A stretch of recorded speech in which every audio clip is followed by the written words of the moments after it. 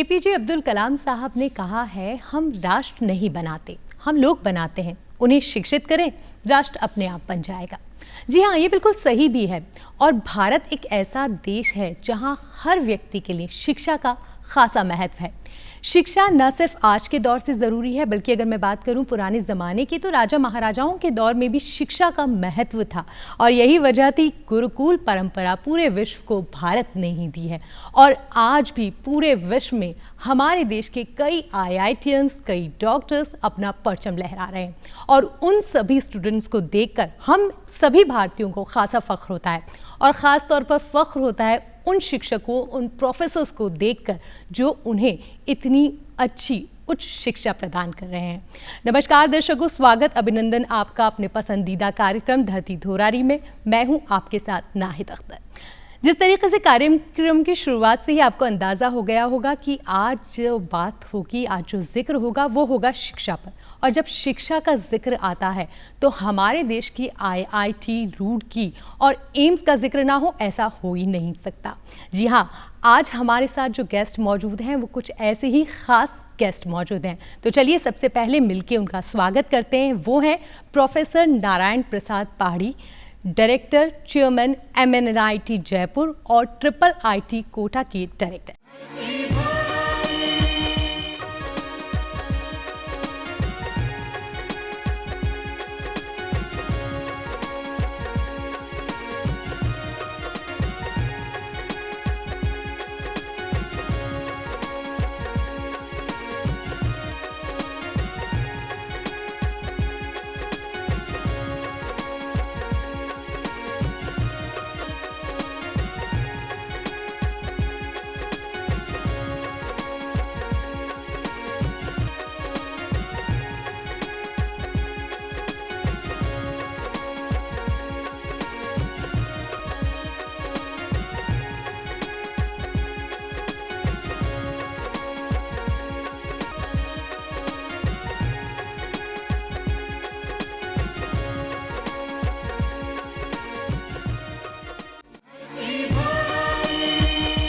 Sir, बहुत बहुत स्वागत है आपका धरती धोरारी के इस मंच पर। सर, आज जिक्र हो रहा है शिक्षा का और आज आप हमारे साथ मौजूद हैं, तो ये तो हमारा सौभाग्य है। सबसे पहले मैं जिक्र करना चाहूँगी आपके बचपन का। कैसा था आपका बचपन, कहाँ आपका जन्म हुआ और कैसा था आपके बचपन का वो शुरुआती दौर? मैं एक बहुत साधारण परिवार से बिलोंग करता हूँ और बचपन में हमारा जो शिक्षा है वो एक्चुअली ओडिया मीडियम में ही बरहमपुर एक जगह है जहाँ मेरा जन्म हुआ था। और स्कूल शिक्षा के बाद कॉलेज शिक्षा जो था वो इंग्लिश मीडियम में हुआ। और उसके बाद हमने 1990 में अंडर ग्रेजुएट, उसके बाद मास्टर डिग्री 1993 और 1997 में PhD डिग्री प्राप्त करने के बाद मेरा पहला नौकरी जो है वो एक्चुअली बिट्स पिलानी में एज एन असिस्टेंट प्रोफेसर मैंने शुरू किया था। सर, उड़ीसा का आपने जिक्र किया है और ये हमारे देश का एक बहुत ही खूबसूरत कोना है। बचपन जब गांव में बीता होता है ना, तो उससे हसीन ज़िंदगी में कुछ भी नहीं होता है। वो कहते हैं ना, शहर की भागदौड़ में जो सुकून मिलता है ना, वो गांव की मिट्टी में ही मिलता है। तो आज उन यादों को ताज़ा कर लेते हैं। कैसा था वो गांव का बचपन, कैसा था वो दौर, और उस दौर और आज के दौर में बहुत कुछ बदल चुका है। जब आप उन्हें याद करते हैं तो कैसा वक्त होता है? एक्चुअली मैं पहले तो ये कहूँगा कि पढ़ाई के लिए कोई प्रेशर नहीं था। अच्छा। घर में पापा मम्मी जो है वो केवल स्वस्थ ठीक होना चाहिए और 3 बार खाना ठीक से खाना चाहिए और पढ़ाई ठीक ठाक होना चाहिए, लेकिन कोई प्रेशर नहीं था। बहुत अच्छी बात कोई है। ज़बरदस्ती नहीं था कि आपको पढ़ाई करना ही है। हम एक कंबाइंड फैमिली से बिलोंग करते हैं, काफ़ी बच्चे थे साथ में, लेकिन खेल कूद एक्चुअली काफ़ी होता था। अच्छा। स्कूल से आने के बाद जो मेन फोकस था वो ग्राउंड में एक्चुअली खेलना है। पढ़ाई तो करते थे लेकिन नेचुरली पढ़ाई अच्छा हुआ टाइम के साथ, लेकिन कोई प्रेशर नहीं था। वो एक आनंद दौर में कह सकता हूँ, कम्प्लीटली निश्चिंत, जो भी पढ़ाई है उसको पॉजिटिवली एक्सेप्ट करते थे। लेकिन जो सबसे इम्पॉर्टेंट शिक्षा जो था, स्कूल किताब की एजुकेशन से ज़्यादा ऑनेस्टी और डिसिप्लिन, वो स्ट्रॉन्ग करने के लिए एक्चुअली पापा मम्मी ने काफ़ी मेहनत की है। बहुत बढ़िया बात तो है। वो चीज़ जो है एक्चुअली हमने बचपन में, मैं जो कभी याद करता हूँ कि मैंने क्या कैरी फॉरवर्ड किया, तो ये डिसिप्लिन, ऑनेस्टी एंड हेल्दी, ये 3 चीज़ हमने कैरी की और पढ़ाई तो अपने आप ऐसे होते गया। अरे वाह, ये बहुत अच्छी बात कही है। और अक्सर देखा जाता है कि पेरेंट्स अपने बच्चों को पढ़ाई के लिए प्रेशराइज कर रहे होते हैं या परसेंटेज, मार्क्स या करियर के लिए प्रेशराइज कर रहे होते हैं। उसकी जगह आपने जो एक बात बताई है वो खासी पॉजिटिव है कि स्वस्थ रहना बेहद ज़रूरी है, चाहे वो बच्चे हों, उनके माता पिता हों। अच्छा स्वास्थ्य होगा तो अच्छा भविष्य होगा। यहाँ आपने जिक्र किया डिसिप्लिन का, जो आपकी ज़िंदगी में उस दौर में भी ज़रूरी था और आज के दौर में भी ज़रूरी था। वहाँ हमने आपके बारे में जहाँ तक जाना, हमें ये पता चला कि आपको बचपन में शिक्षक बनने की धुन सवार हुई थी। आपको लगता था आपको शिक्षक बनना चाहिए और बहुत कम उम्र में ये विचार आपके दिमाग में आया था। तो वो विचार कैसे आया, वो आप ही की ज़ुबानी हम सुनना चाहेंगे। एक्चुअली मैं सच में बचपन में एक स्कूल टीचर बनने का एक्चुअली मेरा ख्वाब, मन, एम्बिशन जिसको कहते हैं, मैंने कभी प्रोफेसर के बारे में नहीं सोचा था। जब टीचर्स को देखता था, इतने अच्छे अच्छे स्कूल टीचर्स थे, उनको देख के इसे मन होता था कि मैं भी एक दिन टीचर बनूं और बाकी बच्चे को पढ़ाई करूं। और साथ साथ मेरा पापा जो है, उनसे भी वो प्रेरणा मिली, क्योंकि वो भी घर पे जो है ना कुछ बच्चे को, गरीब बच्चे को पढ़ाई करते थे, ट्यूशन देते थे। तो जब भी वो व्यस्त रहते थे तो मैं भी कुछ दौर, मतलब 10 मिनट 15 मिनट जो है अपने जूनियर्स को पढ़ाता था घर में। अच्छा। तो उस मतलब पढ़ाते पढ़ाते एक आदत बन गया और एक स्कूल टीचर बनने का एक्चुअली मन में था जी। लेकिन इंजीनियरिंग जब हुआ, उसके बाद मास्टर्स डिग्री और पीएचडी डिग्री के बाद स्कूल टीचर तो नहीं बन सकते, आप प्रोफेसर बन गए एक्चुअली। लेकिन यहाँ जो चीज़ हमने जानी वो बहुत इम्पॉर्टेंट और बहुत ख़ास है कि आप इतनी कम उम्र में 6th क्लास या 7th क्लास का स्टूडेंट और अपने जूनियर्स को और ज़रूरतमंद बच्चों को पढ़ाने का जो भाव, जो जज्बा पैदा हो रहा है, वो बेहद ज़रूरी था। और वो जज्बा कहीं ना कहीं आपके पेरेंट्स, पिताजी की ही देन था। तो कैसा महसूस करते थे जब आप किसी को शिक्षा दे रहे हो? कहते हैं ना, आप दुनिया में कुछ भी दीजिए, लेकिन जब आप शिक्षा किसी को दे रहे होते हैं ना, तो वो लेने वाला जितना खुश होता है उससे ज़्यादा देने वाला खुश हो रहा होता है और वो बढ़ रही होती है। कितनी खुशी महसूस होती थी?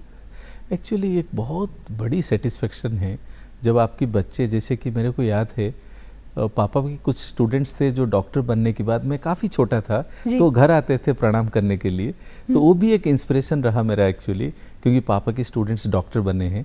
हाँ। तो इस तरह मेरे भी जो स्टूडेंट्स थे वो आज की डेट में पीएचडी स्कॉलर्स हो गए, स्टूडेंट्स हो गए, वो तो अक्रॉस द वर्ल्ड प्रोफेसर्स भी है एक्चुअली यूनाइटेड स्टेट्स में, एंड आईआईटीज़ में भी मेरा स्टूडेंट्स प्रोफेसर से, एनआईटी में भी प्रोफेसर से, अक्रॉस द इंडस्ट्री भी है। लेकिन जब एक्चुअली स्टूडेंट्स को मिलते हैं, एक सेटिस्फेक्शन मिलता है कि एक्चुअली आपने एक आदमी और एक स्टूडेंट की जीवन बनाए एक्चुअली, तो वो एक्चुअली मतलब ऐसे नहीं कि आपने पढ़ाए, बट उनकी एक बच्चे से उनकी बड़े बड़े जो रेस्पॉन्सिबिलिटी और परिवार की जो दायित्व है वो भी वो मीट आउट कर पा रहे हैं। तो मैं नहीं सोचता हूँ कि किसी बच्चे को एक्चुअली ग्रेजुएशन कराना और पीएचडी कराना और डिग्री देना ही काम नहीं है, बट ये बनाने से उनको, उनकी जो परिवार है वो भी एक्चुअली वो देखभाल कर पाएंगे। मैं वो सोच के उनको एक्चुअली पढ़ाई करता हूँ। बहुत अच्छा। और यही किसी भी व्यक्ति का जो नज़रिया है वही डिसाइड करता है कि जिस व्यक्ति के लिए वो काम कर रहा है उसका भविष्य तय करता है। सही। यहाँ सर आपने जिक्र किया कि आप बचपन के अंदर खाली स्कूल टीचर बनना चाहते थे, फिर इंजीनियरिंग करना, ये आपके जहन में कब आया और कैसे आपकी वो पहली शुरुआत थी? एक्चुअली प्रैक्टिकली देखा जाए तो मेरे एक दोस्त थे जिनका बड़ा भाई जो है, ही इज़ नो मोर, उन्होंने मेरे को थोड़ा सा मोटिवेशन किए थे कि एक्चुअली मेरा छोटा भाई और आप दोनों मिलके ना इंजीनियरिंग करें।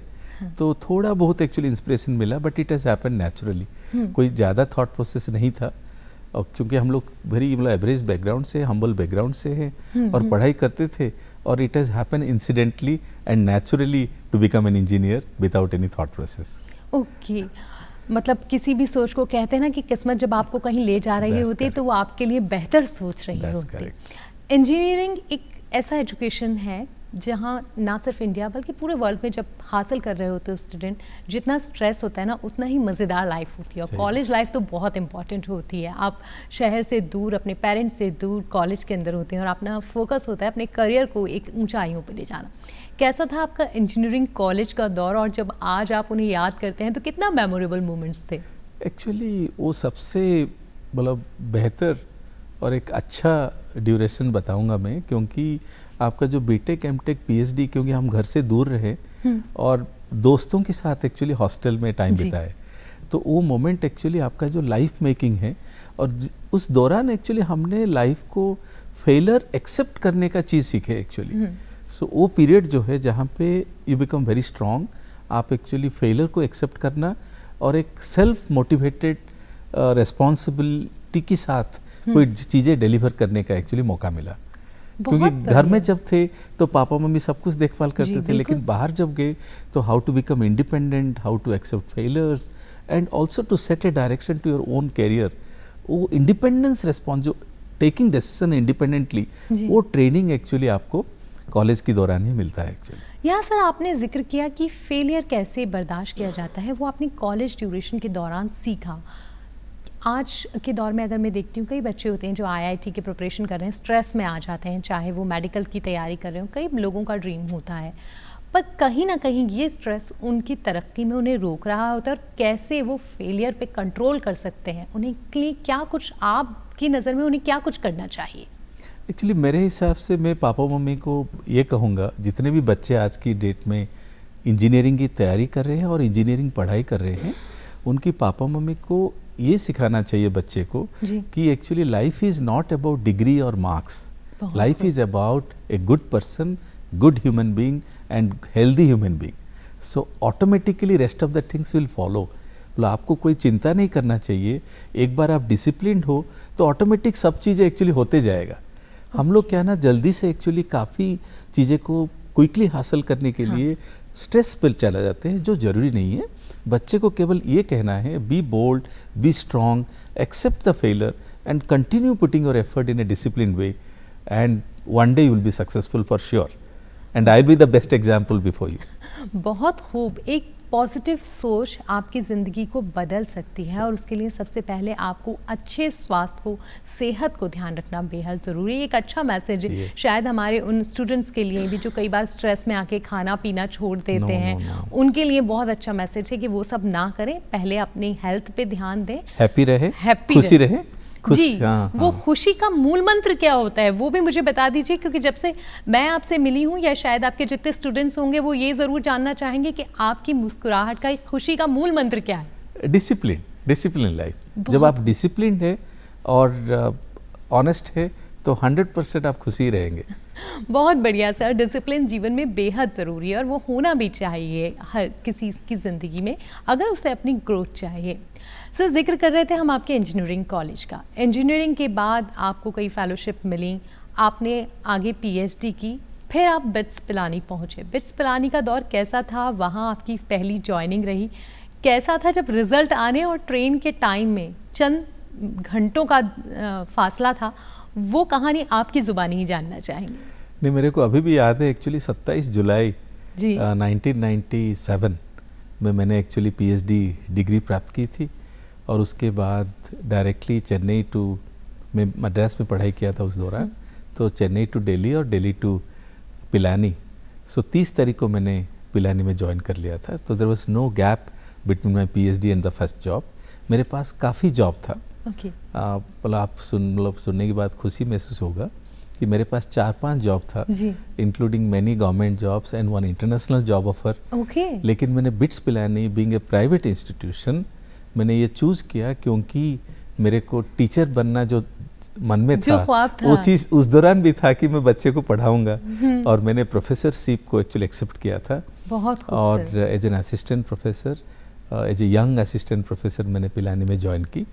और वो पिलानी की बच्चे जो काफ़ी अच्छे होते हैं, तो जो रियल टीचिंग की जो स्किल है वो मैंने पिलानी से सीखा हूँ बेसिकली। बहुत अच्छी बात। और मेरा जो मन की जो थॉट प्रोसेस था कि मैं टीचर बनूं, और पिलानी जैसे एनवायरनमेंट मेरे को मिला, तो I become an excellent teacher in 1 year time.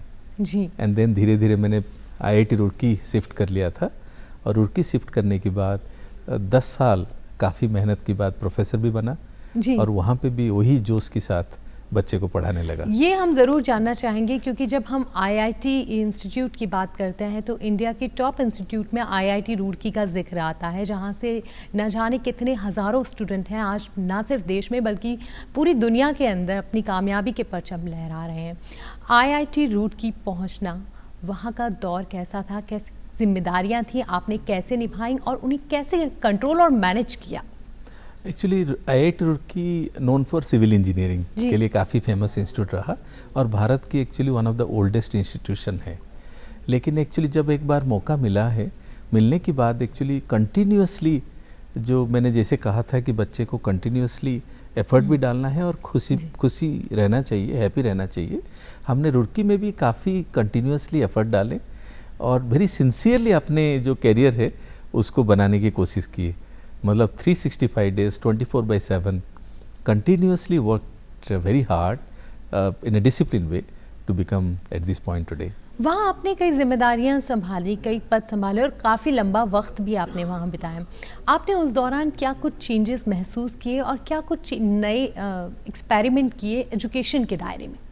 मैंने almost all administrative position in an engineering college, जैसे कि warden, chief warden, training placement officer, dean academic, head of the department of artificial intelligence school, almost all administrative position मैंने करीब 20 साल किया वहाँ पे, जयपुर आने से पहले। जी। और वहाँ एक चीज़ मैंने ये देखा कि जो प्लेसमेंट को हाईएस्ट फिगर में पहुँचाना, academic discipline as a dean academic efforts लाना और फाउंडिंग हेड के दौरान एक्चुअली आर्टिफिशियल इंटेलिजेंस से डाटा साइंस की स्कूल बनाना, जी। तो ये सब इम्पॉर्टेंट डिसीजंस एंड माइलस्टोन जिसको कहते हैं वो अचीव करने में मैंने सक्सेसफुल रहा और कंटिन्यूअसली स्टूडेंट के साथ ही रहा।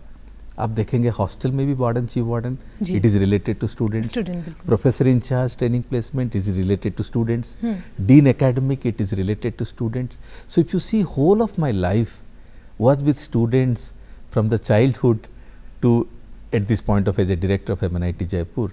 तो कभी भी मैं बच्चे को देखता हूँ तो मैं उनका एक ओवरऑल पर्सपेक्टिव इमेजिन कर सकता हूँ कि उनकी हॉस्टल की रिक्वायरमेंट क्या है, उनकी एकेडमिक रिक्वायरमेंट क्या है, उनकी नौकरी रिक्वायरमेंट क्या है।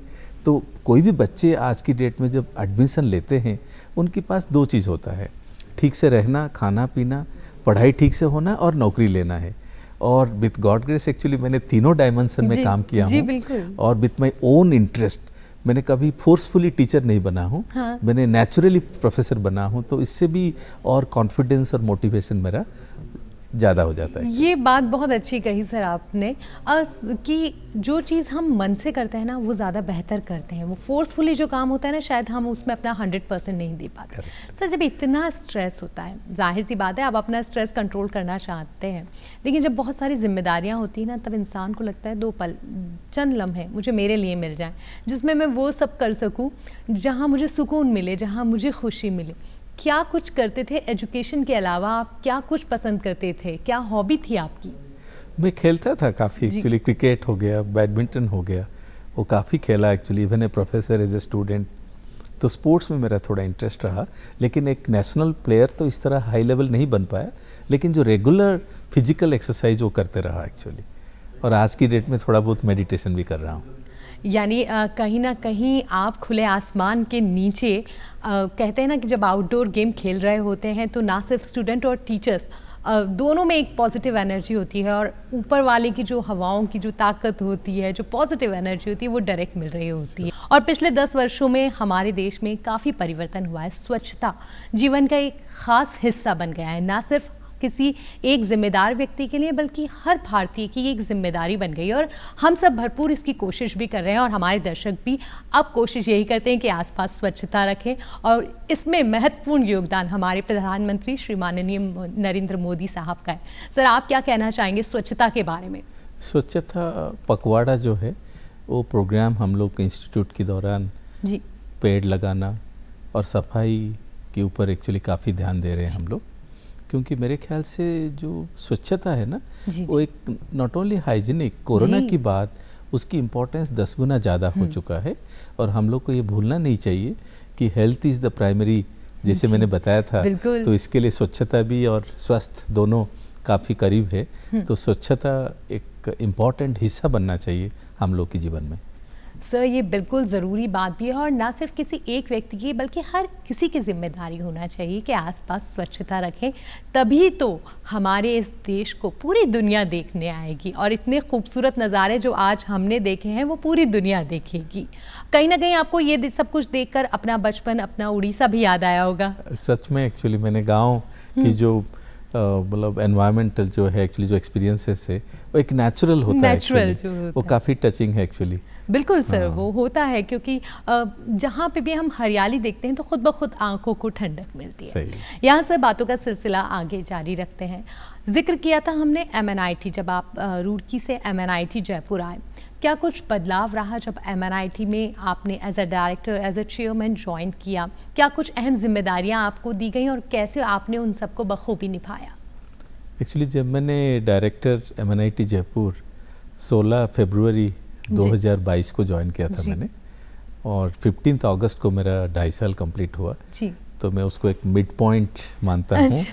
तो जो आधा पीरियड 2.5 साल में हमने काफ़ी कुछ परिवर्तन लाने की कोशिश की है। मेरा जो पहला कोशिश ये रहा कि IIT में नौकरी किया जी, IIIT का जिम्मेदारी मेरे पास है, NIT की भी है, तो तीनों की एक्सपीरियंस होने के कारण जो बेस्ट प्रैक्टिसेस है, जो IITs की बेस्ट प्रैक्टिसेस है, उसको हमने एक्चुअली MNIT में इम्प्लीमेंट करने की कोशिश की है।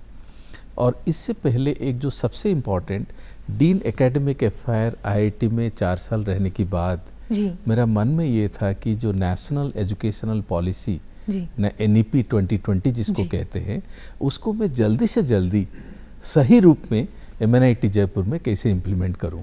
ये बहुत अच्छी बात है। इसका रीज़न एक था मेरे लिए। तो अगेन मैं सारे स्टूडेंट्स और उनकी पेरेंट्स को ये कहना चाहूँगा, क्योंकि हमारी देश काफ़ी बड़ा है और कंपटीशन काफ़ी ज़्यादा है। तो जो बच्चे IIT में पढ़ते हैं और NIT में पढ़ते हैं, और विद इन NIT और IIT किसी को कंप्यूटर साइंस मिलता है और किसी को इलेक्ट्रिकल और मेटलर्जी मिलता है, उन सब में एक्चुअली कैपेबिलिटी के पॉइंट ऑफ व्यू बराबर होता है, लेकिन किसी कारण से 1-2 मार्क के कारण और 1-2 क्वेश्चन गलत होने के कारण कोई IIT चला जाते हैं, कोई NIT आ जाते हैं, और कोई कंप्यूटर साइंस में चला जाते हैं, कोई इलेक्ट्रिकल में चला जाते हैं। लेकिन हम सब बच्चे और पेरेंट्स वो चाहते हैं कि हमारे बच्चे जो है वो IIT में पढ़े और कंप्यूटर साइंस पढ़े जी। लेकिन मैं ये कहूँगा कि बच्चे को निराश नहीं होना चाहिए। जहाँ पे भी आपकी एडमिशन हुआ है उसको पॉजिटिवली लीजिए, और उसको दिमाग में रखते हुए मैंने MNIT जयपुर में flexibility in academic career NEP 2020 की गाइडेंस के अनुसार हमने फ्लेक्सिबिलिटी इन एकेडमिक एनवायरनमेंट बनाए, जिसमें आप कोई भी ब्रांच में एडमिशन लीजिए, लेकिन आपका इच्छा कोई दूसरे ब्रांच में था ज्वाइन होने से पहले, लेकिन क्योंकि आपकी रैंकिंग अच्छा नहीं हुआ तो आपने दूसरे डिपार्टमेंट और दूसरे ब्रांच में एडमिशन लिए हैं, लेकिन आपको पढ़ने का और कुछ मन में था, तो वो पढ़ने का भी जो सुविधा है, जो फैसिलिटी है, वो हमने MNIT में इंट्रोड्यूस कराए। यहाँ जो आपने जिक्र किया है नेशनल एजुकेशन पॉलिसी, जो बहुत वक्त बाद बदली है, भारत के अंदर एजुकेशन पॉलिसी में काफ़ी अरसे बाद बदलाव आया है, और ये भी हमारे प्रधानमंत्री माननीय नरेंद्र मोदी जी की ही देन है कि उन्होंने भारतीय शिक्षा को एक नया रूप दिया। कितना कारगर है, क्योंकि बहुत से ऐसे बच्चे हैं जो शायद अभी भी एजुकेशन पॉलिसी के बारे में या उनके पेरेंट्स बहुत अच्छे से नहीं जानते होंगे। ये नई शिक्षा नीति उनके भविष्य के लिए कितनी कारगर है? जैसे आपने बताया कि कोई स्ट्रीम लेना चाहते थे, लेकिन उनके कम मार्क्स की वजह से वो किसी और सब्जेक्ट को चूज़ करना पड़ रहा है, तो वो फ़ायदेमंद कारगर कितनी होगी, वो हम आपसे जानना चाहेंगे। हाँ, जैसे कि आप देख लीजिए, जो NEP 2020 से पहले हमारे पास ये व्यवस्था नहीं था कि आप बीटेक इन इलेक्ट्रिकल इंजीनियरिंग कर रहे हैं तो आपको बीटेक इन इलेक्ट्रिकल इंजीनियरिंग की ही डिग्री मिलेगा। लेकिन आज की डेट में हमारे बच्चे BTech in electrical engineering as well as minor in computer science, ये 2 डिग्री एक्चुअली ले पा रहे हैं एक साथ। Means you will get a degree which is BTech in specialised branch, in addition to that minor in your own interest specialisation भी आप ले सकें। और इसमें 2 फायदा है, एक तो आपके मन में जो पढ़ाई करने का था वो कर पाए, और साथ साथ जो जॉब अपॉर्चुनिटी है वो आप एक्चुअली ले सकते हैं। जैसे MNIT जयपुर में आज की डेट में हमारे पास department of artificial intelligence and data engineering की एक नया डिपार्टमेंट हमने ओपन करा है एक्चुअली रिसेंटली। तो कुछ बच्चे ऐसे होते हैं जो कि मैकेनिकल इंजीनियरिंग में पढ़ाई करते हैं, लेकिन रोबोटिक्स के कारण वो माइनर इन आर्टिफिशियल इंटेलिजेंस के साथ ग्रेजुएट होते हैं, तो जिससे एक overall personality development in academics वो डेवलप करने का जो अपॉर्चुनिटी है वो आज की डेट में बच्चे के पास पूरा 100% है। और ये वाकई एक पॉजिटिव और एक बहुत अच्छी सोच है। ना सिर्फ प्राइमरी एजुकेशन से जो चेंजेस आए हैं वो भविष्य में बहुत अच्छे और बहुत पॉजिटिव असर के तौर पर नज़र आएंगे डेफिनेटली। यहाँ सर आपने जिक्र किया एआई का, बहुत से दर्शक जानते होंगे आर्टिफिशियल इंटेलिजेंस से, लेकिन कुछ ऐसे होंगे जो इसके बारे में नहीं जानते हैं। लेकिन भविष्य एआई का है, क्या कुछ नया है, क्या कुछ आप अपने इंस्टीट्यूट के ज़रिए शिक्षा के तौर पर दे रहे हैं? आप ही की ज़बानी हम एआई के बारे में जानना चाहेंगे। देखिए, आर्टिफिशियल इंटेलिजेंस जो है वो एक ऐसे सब्जेक्ट है, वो एक्चुअली नया नहीं है जी। मतलब हम कहते हैं कि ये नया है, हाँ। लेकिन ये मेरे लिए तो थाउजेंड्स ईयर ओल्ड है। उसका रीज़न ये है कि artificial intelligence is an education जो ह्यूमन बीइंग की जो इंटेलिजेंस है उसको रिप्लेस करने की कोशिश कर रहा है। So replacement of human brain through a machine is nothing but your artificial intelligence. Okay. तो looking at the current, for example, human brains are very intelligent, लेकिन machines are not intelligent. जी. तो मैं मेरा machine को क्या knowledge देना चाहिए, क्या ट्रेनिंग करना चाहिए, so that वो एक ह्यूमन बीइंग की तरह बिहेव कर पाएंगे, not a simple human being but an intelligent human being. So reproducing a intelligent human's mind or brain and putting them in a machine become the process of artificial intelligence. Very nice sir. क्या देखते हैं आप भविष्य के अंदर, जिस तरीके से आपने बताया कि टॉप रैंकर्स भी एआई को चूज कर रहे हैं सब्जेक्ट के तौर पर, क्या भविष्य होगा भारत का एआई के दौर में? देखिए, एआई को तो हम इग्नोर नहीं कर पाएंगे और सब लोग को एक्सेप्ट करना पड़ेगा। दो चीज़ मैं कहना चाहूँगा। एक तो जो बच्चे सोचते हैं कि जॉब अपॉर्चुनिटी क्या होगा, जो एवरेज वर्कर्स है कि एआई आने के बाद हम लोग का नौकरी का अपॉर्चुनिटी क्या होगा, ये सवाल कई बच्चों के ज़हन में है। कई बच्चे के ज़हन में है कि where we are going to leading to. तो to me AI is mandatory, specially for space science as well as actually for manufacturing industry sector. I think artificial intelligence is mandatory and robotic science is very, very important, especially in the manufacturing sector. There are few, for example, if you are manufacturing a chip, you cannot press the chip in a basket through a human being, okay? You have to be done through a machine. So that is naturally a robot. So AI की application in the industry is very much mandatory, there is no doubt about it. But जो बच्चे सोचते हैं कि AI की वजह से हमारा जॉब अपॉर्चुनिटी कम होगा और बढ़ेगा, मैं तो कहूँगा एआई आने के बावजूद जॉब अपॉर्चुनिटी और बढ़ेगा। इसका रीज़न ये है कि AI will set your target to a higher level compare to what we are aiming today. Because मेरे लिए AI is not only helping us but also setting a higher yardstick to achieve. तो जब आपके गोल बढ़ते जाएगा, हम लोग actually job opportunity भी बढ़ते जाएगा, वो कम नहीं होगा कभी भी।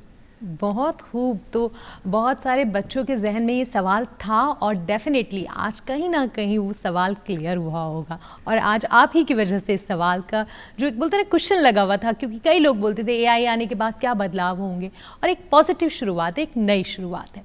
यहाँ से मैं आपके रिसर्च के बारे में जानना चाहूँगी। Smart grid power energy system, क्या कुछ नया है, क्या कुछ बदलाव किया? क्योंकि ये भारत के लिए बहुत सालों पुरानी परंपरा है, सालों पहले इसकी शुरुआत हो गई थी, लेकिन टाइम टू टाइम अपडेट हुआ।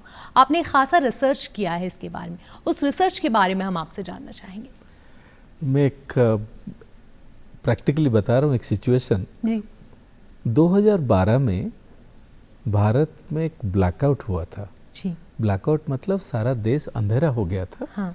और सारे पावर यूनिट जो है ना फेल हो गया था। तो उस दौरान एक्चुअली मैं विदेश में था। और विदेश में मैंने सुना कि एक्चुअली ब्लैकआउट हो चुका है। तो भारत में जब उतरा तो मैंने सब दोस्तों और बस स्टूडेंट्स और फैमिली से बात किया कि क्यों हमारी घर में एक्चुअली बिजली 2 दिन से नहीं है। उन्होंने बताया कि एक्चुअली पावर फेलियर है अक्रॉस द कंट्री। तो आपको याद होगा almost 70% of the country was dark for 2 days. That is known as the major blackout for the first time in the history India has experienced. जी।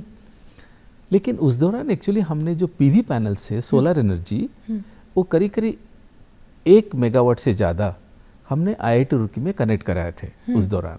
तो मैंने ये सवाल खुद को क्वेश्चन की कि जब एक्चुअली मेन ग्रिड फेलियर हो गया है, लेकिन जो पैनल्स हमारी बिल्डिंग के अंदर है उससे भी क्या ऊर्जा और बिजली हम नहीं ले पा रहे। ये पता चला उस दौरान कि जब मेन ग्रिड नहीं रहता है तो सोलर पावर भी अपना एनर्जी प्रोडक्शन करने में क्षमता नहीं रखता है, वो फेल हो जाता है। दैट इज द डे जब मेरा जो रिसर्च थॉट प्रोसेस है वो बदल गया था। और मेरा और एक भी चीज़ रहा कि मैं कंटिन्यूअसली दिवाली के दौरान मेरे मन में ये आता है कि हमारी ऐसे कितने लोग हैं देश में जो बिजली के कारण एक्चुअली दिवाली नहीं बना पा रहे। तो मैं सोचता हूँ कि even 1% humanities in this country is not able to celebrate Diwali because of unavailability of electricity, then it is my responsibility being electrical engineer to do something for the society. तो उस दिन से एक्चुअली 2012 से लेके 2024 तक last 12 साल मैं एक स्पेसिफिक प्रॉब्लम में काम कर रहा हूँ, how to make India 100% electrified and how to make renewable integrated energy, मतलब सोलर और विंड से हम एक्चुअली कैसे मैक्सिमम एनर्जी यूज़ करें और उसके साथ साथ एक्चुअली रूरल इंडिया को कैसे 100% इलेक्ट्रिफिकेशन करें। इलेक्ट्रिसिटी पहुंचाना एक बात है, लेकिन मन भर के इलेक्ट्रिसिटी यूज़ करना वो अपॉर्चुनिटी कैसे मिले और uninterrupted, that is my main goal. और ख़ास तौर से आप ये भी कोशिश कर रहे हैं कि वो बजट में भी हो, करेक्ट, ज़रूरत के टाइम पे उपलब्ध भी है, ऐसा ना हो कि वो लिमिटेड टाइम के लिए। एक बहुत अच्छी शुरुआत। यहाँ आपने जिक्र किया विदेश का, आप विदेश जाते हैं, कई यूनिवर्सिटी हैं जहाँ पे आप स्टूडेंट्स को ट्रेनिंग दे रहे होते हैं, तो जब विदेश में होते हैं और देश का जिक्र आता है तो कैसी भावनाएं आती हैं दिल में? एक्चुअली दो चीज़ है। मैंने जब रुड़की में था 2005 में मेरे को department of science and technology से यंगेस्ट साइंटिस्ट चुना गया था। Very nice sir. और उस दौरान सरकार की तरफ से 1 साल एक्चुअली मेरे को विदेश जाने को मौका मिला था 2005-06 जी। तो मैं United kingdom university of bath में 1 साल एक्चुअली काम किया हूँ और साथ साथ एक्चुअली 2009-10 में मैंने as a visiting professor actually Canada Toronto में एक्चुअली रायरसन यूनिवर्सिटी में जॉब किया था। तो तब भी सर आप देश को तो बहुत मिस करते होंगे? हाँ, देश को तो मिस करता था, लेकिन मेरे को ये मन में था कि कुछ अच्छे चीज़ हम वहाँ से सीख के हमारी इंस्टीट्यूट को ले आ पाएंगे।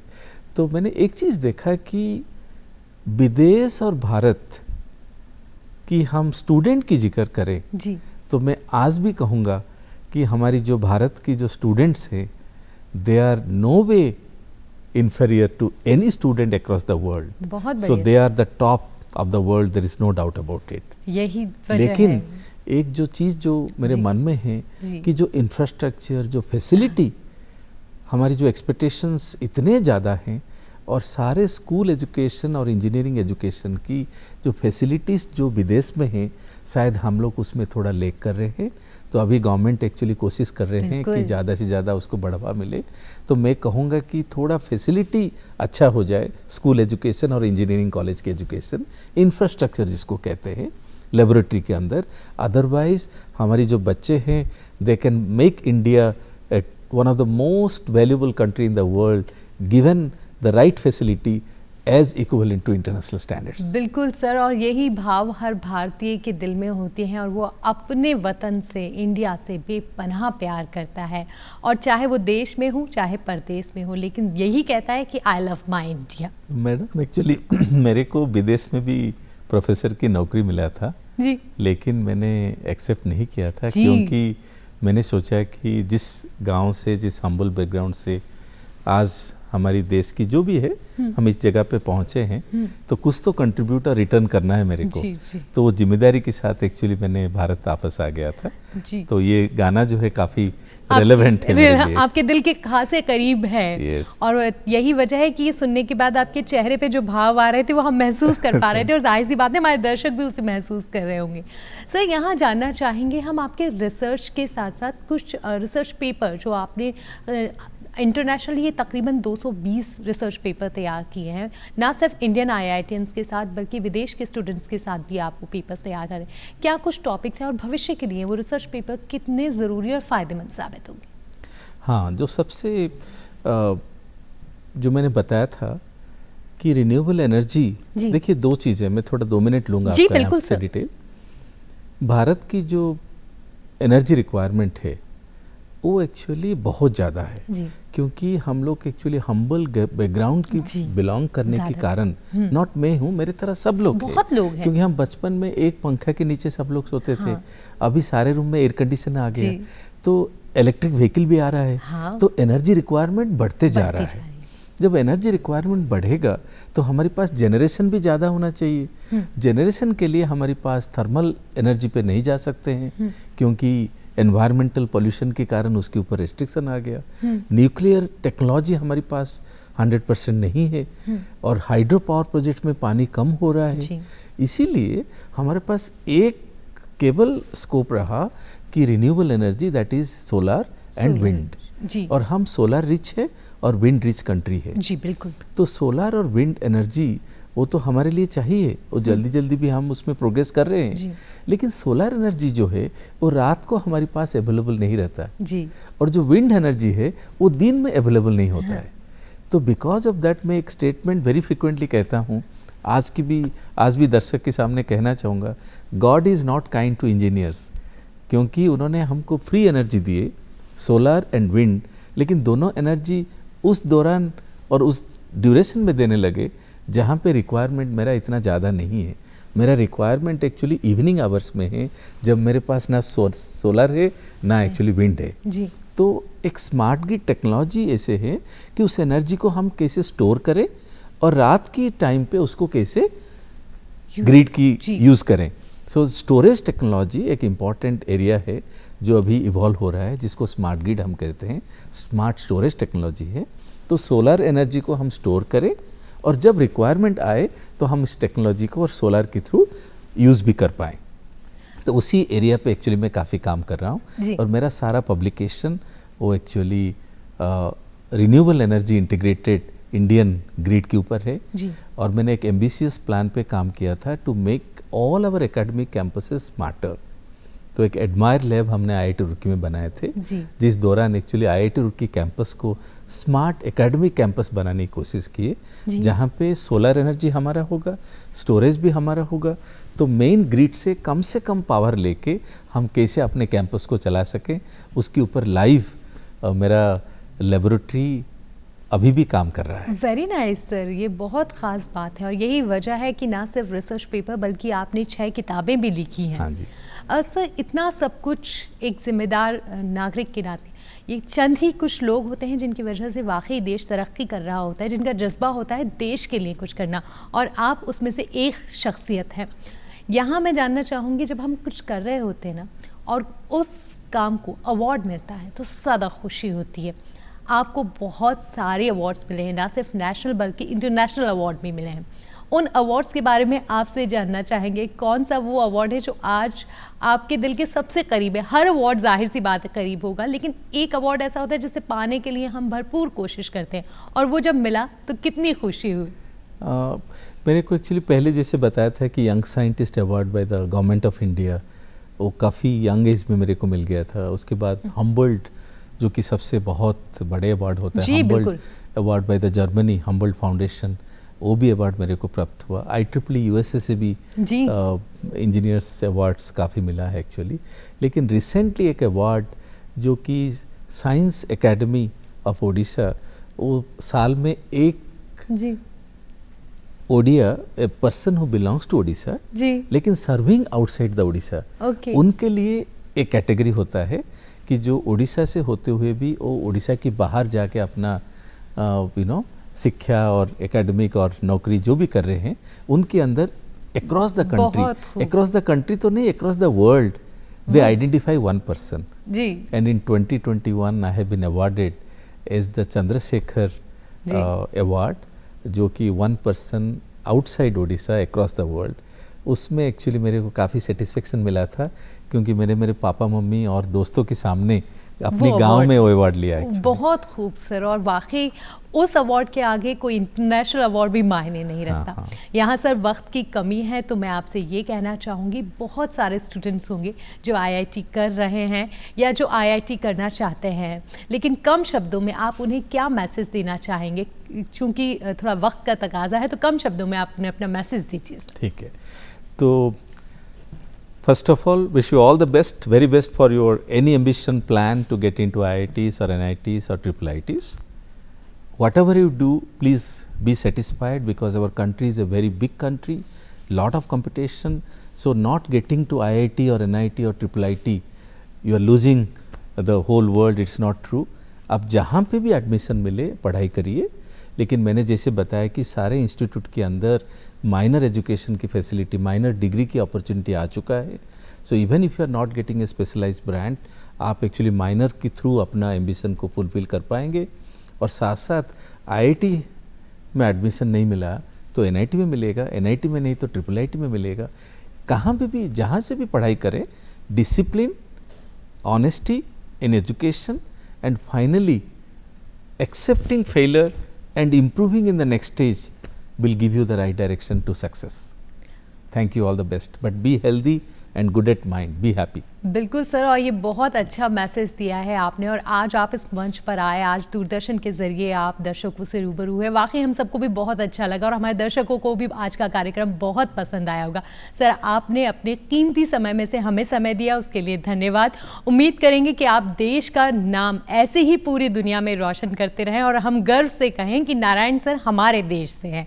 सर, बहुत बहुत धन्यवाद. दर्शकों, चूँकि वक्त हो चला है अब से इजाज़त लेने का, लेकिन हम यही कहेंगे, स्वस्थ रहिए, सेहत का ध्यान रखिए, आसपास सफाई रखिए, और हाँ, हमारे जो देश की धरती है वो ऐसे ही सोना चांदी उगलते रहे.